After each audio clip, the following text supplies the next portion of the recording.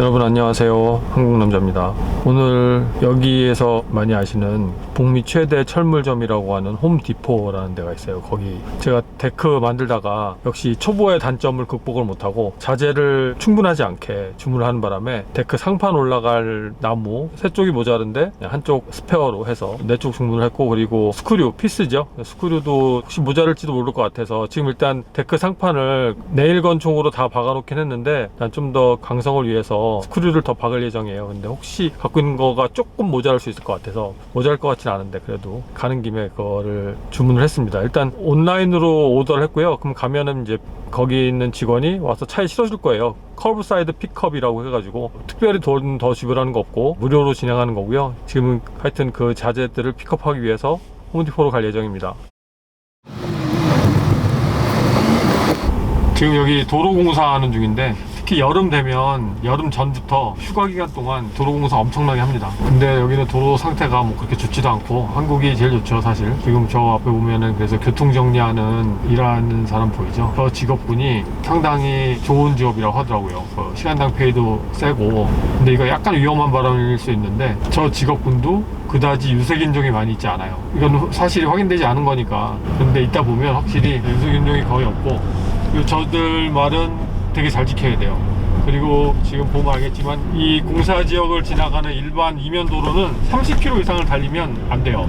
만약에 30km 약간 넘잖아요. 그럼 여기 이렇게 교통정리한 친구들이 와서 막 되게 뭐라 그래요. 뭐 이건 그냥 여기 팁이에요.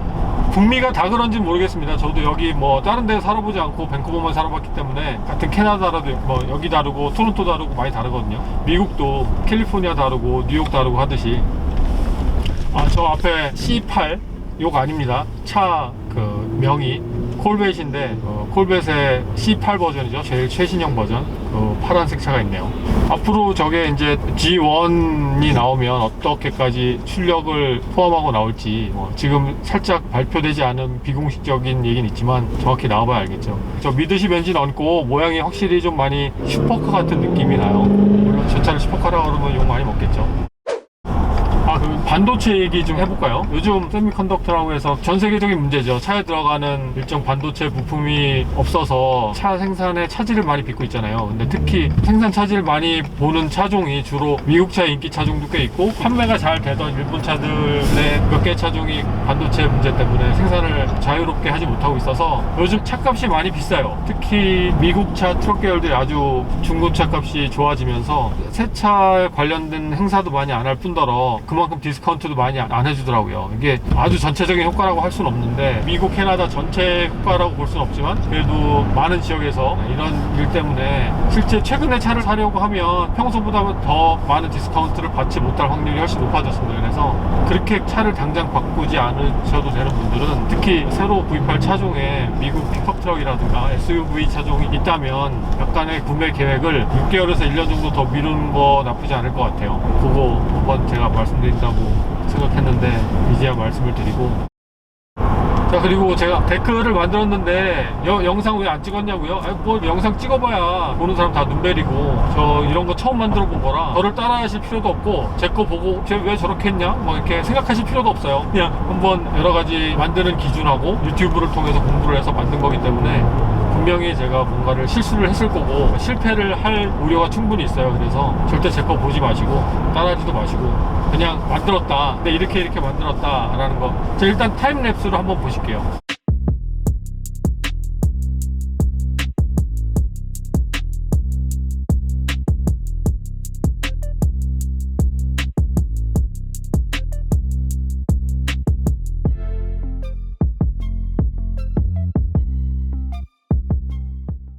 뭐 이렇게 만들었어요. 이런 식으로 만들었는데, 그래서 둘이 만들어서 매일 만들기 시작한 시간이 하루는 오후 2시부터 만들었고, 나머지는 오후 4시, 5시 이때부터 만들기 시작해서 저녁에 7시 정도까지, 길게 한 날은 한 8시까지 작업을 했는데 성인 2명이 했고요. 그렇게 해서 한 3일 딱 걸렸어요. 3일 걸렸고, 그러니까 뭐 처음 한 거 치고는 그렇게 오래 걸리진 않았죠. 근데 그나마 시간을 단축했던 이유는 다른 게 아니라 처음에 밑그림을 잘 계획했던 것 같아요. 근데 잘 계획했는데 무슨 자재가 모자라서 이렇게 살아가나? 장선 같은 경우는 16인치, 그러니까 40cm죠. 그 정도 간격으로 둬서 계속 했고, 사이즈는 10피트 곱하기 16피트, 그러니까 대략 3m 곱하기 한 4m 80 정도 되겠네요. 그 정도 한 건데, 그거를 한 판으로 만든 건 아니고 10피트 곱하기 8피트짜리 두 개를 만든 거예요. 그런 개념으로 했어요. 왜냐면 길게 처음 만드는데 너무 그 16피트란 길이를 감당하기가 이게 좀 마음속으로 편안하진 않아서 테두리를 다 심고, 그리고 8피트짜리 두 개를 연결을 해서 16피트처럼 만든 거예요. 그러니까 실질적으로 16피트가 조금 더 나가죠. 거기서 한 1인치 정도. 그래서 위에 데크 상판 붙이는데 거의 뭐 딱 맞았어요. 거의 딱 맞아서 옆으로 삐져나가는 게 얼마 없어서, 만약에 좀 더 나무가 두꺼웠으면 문이 모자랐을 수도 있을 것 같아요. 그래서 이렇게 만들었고, 그러니까 이거 만들고 바로 이제 스테인을 칠해야 되는데, 딱 만들고 끝난 날 그 다음 날부터 이제 비가 온다 그래서 다음에 다시 비가 그치면 맑은 날이 시작될 때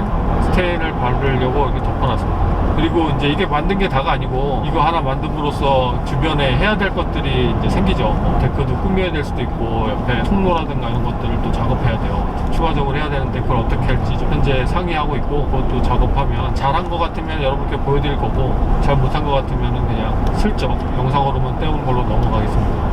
데크 만들어 보실 분들 충분히 스스로 할 수 있어요. 꼭 전문가 아니더라도. 물론 전문가의 손길을 거친다는 건 그만큼 안전성을 비롯한 완성도가 훨씬 높아지겠지만, 그래도 스스로 한번 이런 데크도 만들어 보는 것도 되게 추억이 있을 것 같고, 저는 되게 뿌듯해요. 하지 않은 일을 해서 좀 몸이 많이 피곤하긴 한데, 뭔가 만들었다는 게 되게 뿌듯하고, 또 다시 만들래 하면 또 만들 것 같은 그런 느낌입니다.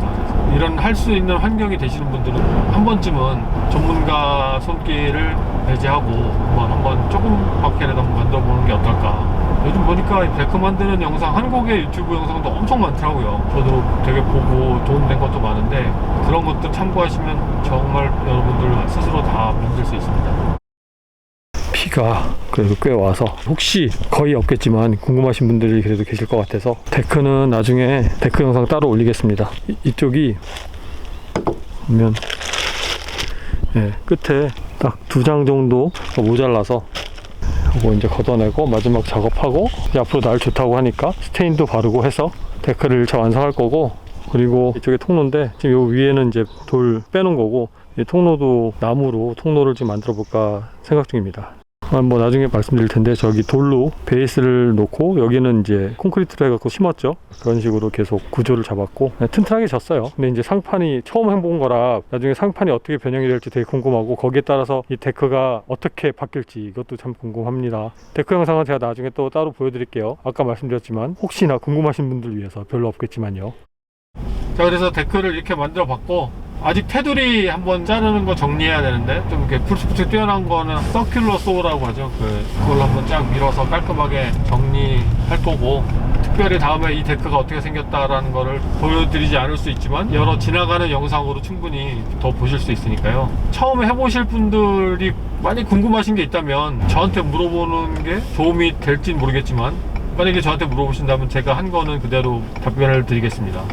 자, 그래서 반도체 때문에 일어나는 자동차 판매 현상이라고 해야 되나? 자동차 마켓의 현황, 이런 것들을 한 귀퉁이만 살짝 말씀드렸고, 북미에서 인기 있는 직업 중에 하나가 이런 직업도 있다. 아까 말씀드린 그 공사장에 교통 정리하는 분, 그런 직업이 있다라는 것도 말씀드렸고, 제가 만든 데크가 있다, 이것도 말씀드렸고. 자, 아무튼 오늘 영상은 홈디포 가는데 아까 말씀드린 컵사이드 픽업을 하는 거를 보여드리면서 영상을 마치도록 하겠습니다. 자, 오늘도 영상 봐주셔서 감사드리고 다음에 찾아뵐게요. 고맙습니다. 홈디포에 도착했고요. 커브사이드 픽업 온라인 오더한 사람만 파킹할 수 있는 주차 공간이 따로 마련이 돼 있어요. 거기를 가서, 자, 보면